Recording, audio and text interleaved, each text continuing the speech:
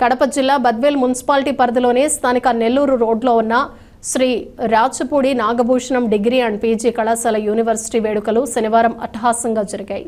ఈ యానివర్సరీ వేడుకలకు ముఖ్య అతిథులుగా IAS academy director major Srinivas మరియు UPSC all India rank holder Uday Krishna Reddy, AP CARL association dean doctor CH Srinivas Prasad, KSV Krishna Rao, century plywood manager Ramesh Reddy తదితరులు ముఖ్య అతిథులుగా పాల్గొన్నారు.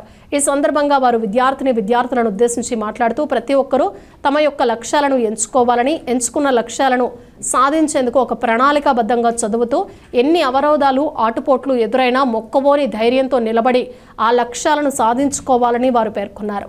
ఫలితాలు సాధించిన వారికి బహుమతులు అందజేశారు. అనంతరం విద్యార్థులు నిర్వహించిన పలు సాంస్కృతిక కార్యక్రమాలు అందరినీ ఆకట్టుకున్నాయి.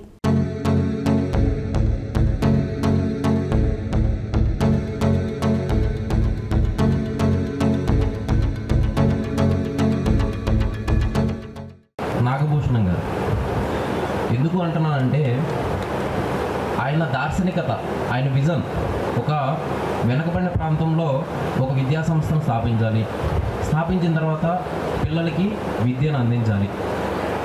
సో ఆ విద్య అనేటువంటిది వాళ్ళ జీవితాన్ని మార్పు చేస్తుంది అని చెప్పి ఆయన దార్శనికత ఒక 30 సంవత్సరాల క్రితం స్టార్ట్ అయింది. ఆ దార్శనికతకి వస్తుగత రూపం అంటే ఫిజికల్ అపీరెన్స్ అనేటువంటిది మీరు ఇచ్చారు. కానీ మీకు తెలియటువంటి ఫ్యూచర్ విజన్ చెప్పను. ఆ ఫ్యూచర్ విజన్ ఏంటంటే మా నాన్నగారు చదువుకోలేదు, ఆయన లారీ డ్రైవర్ అయ్యారు. కానీ నన్ను చదివించారు. సో నేను చదువుకున్నాను.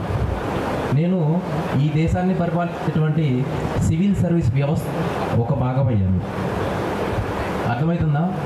అంటే ఆయన చదువు లేకపోవడం వల్ల ఒక డ్రైవర్ అయ్యి చాలా కష్టపడి నెలకి 4,000 5,000 సంపాదించి పేదరికం కావచ్చు, అవమానాలు కావచ్చు, లేకపోతే ఎన్నో రకమైనటువంటి లిమిటేషన్స్ని ఎదుర్కొన్నారు.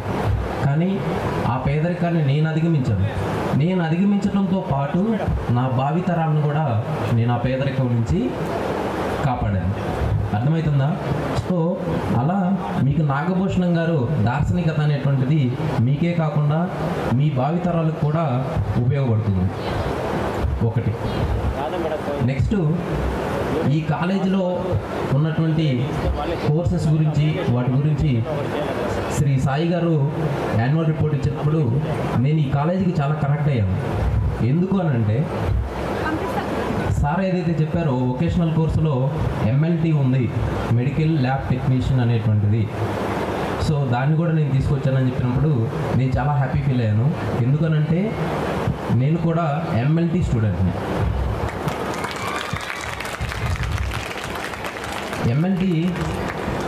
MLT నేను బైపీసీ చేసి మెడిసిన్ చేయాలనుకున్నాను, కానీ పరిస్థితులు అకామిడేట్ చేయలేదు. సో ఆ పరిస్థితులు అకామిడేట్ చేయకపోవడం వల్ల నేను MLT జాయిన్ అయ్యాను, మెడికల్ ల్యాబ్ టెక్నీషియన్ జాయిన్ అయ్యాను. కానీ బ్రిడ్జ్ కోర్స్ రాశాను, బ్రిడ్జ్ కోర్స్ పాస్ అయ్యాను. సో MBBS చేయాలన్న స్వప్నం అనేటువంటిది ధ్వంసమైంది. తర్వాత ఆల్టర్నేటివ్ ఏంటంటే సివిల్ సర్వీస్కి వెళ్ళాలంటే మనం BA తీసుకోవాలి. కానీ నేనేమన్నానంటే మా నాన్నగారితో నేను BSc MLTకి వెళ్తా అని చెప్పాను. ఎందుకనంటే అట్లా చేసి తర్వాత బయోకెమిస్ట్రీలో PhD చేస్తే అట్లయినా మనకి డాక్టర్ అనేటువంటి పేరు వస్తుంది, ప్లస్ మెడికల్ ఫీల్డ్లో ఉంటాం అనేటువంటి. సో నేను BSc MLT చేసిన తర్వాత సివిల్స్ రాసుకుంటాను అని చెప్తే ఆయన BSc MLT అనేటువంటిది అది కూడా నేను అఫోర్డ్ చేయలేను, విజయవాడలో 1 lakh అడిగారు. సో కానీ ఇక్కడ అదే BSc MLTని ఓన్లీ గవర్నమెంట్ ఫీజు తోటే మీకు ఈ కాలేజ్ అందించడం అనేటువంటిది నేను చాలా అభినందిస్తున్నాను సార్, చాలా అభినందిస్తున్నాను. ఎందుకంటే ఒకప్పుడు ధ్వంసమైన నా స్వప్నం మీకు దాన్ని సాయి గారు దరిచేర్చారు. అర్థమవుతుందా? కష్టపడి చదివినటువంటి వాళ్ళమే అండ్ ఒక్కొక్కరిది ఒక్కొక్క స్టోరీ అండి. సో ఈ స్ఫూర్తి అనేటువంటిది మనకి ఎక్కడో గాంధీ యొక్క జీవితంలోనో, నెహ్రూ యొక్క జీవితంలోనో, లేకపోతే మహనీయుల యొక్క జీవితంలోంచో మనం తెలుసుకోవాల్సినటువంటి అవసరం లేదు.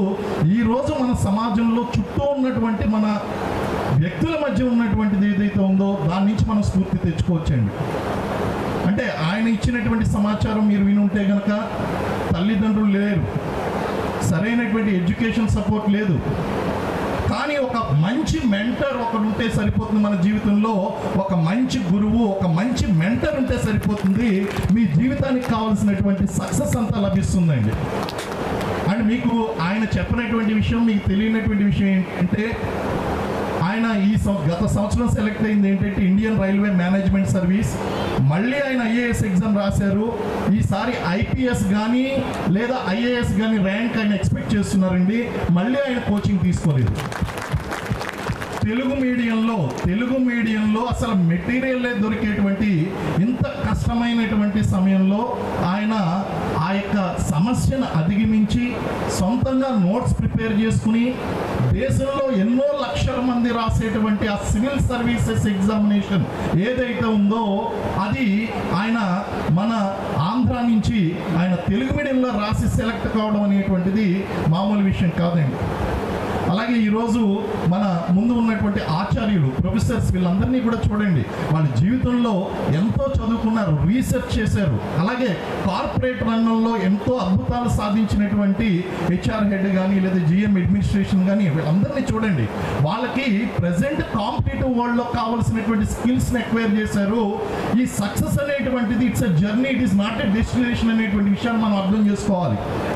మనం పర్సిస్టెన్స్గా మనలో ఉన్నటువంటి క్వాలిటీస్ మనం ఇంప్రూవ్ చేసుకుంటూ అండ్ ఇంప్రూవ్మెంట్ ఏ డే అంటే ఎవరు కూడా పుట్టడంతోనే సక్సెస్ కారండి. ప్రతి ఒక్కరూ కూడా మనలో లేనటువంటి విషయాలను ఏంటనేటువంటి స్వాట్ అనాలిసిస్ చేసుకోవాలి. ఆ వీక్నెసెస్ని అధిగమించడం కోసం ఆపర్చునిటీస్ని ఎత్తుక్కోవాలి, థ్రెట్స్ని కిల్ చేయాలి. And small improvement a day, kaizen Japanese technology అండి. So a small improvement a day that will clear our problems అండి. అలాగే విద్యార్థుల్లో చాలా భయాలు ఉంటాయండి. విద్యార్థుల్లో ఉండేటువంటి భయాలు ఏంటి అంటే, నేను అసలు చదవగలుగుతానా లేదా నాకు ఫెయిల్ అవుతాను. నేను ఒకే ఒక్క ప్రశ్న అడుగుతున్నానండి. మన ఉదయ కృష్ణారెడ్డి గారు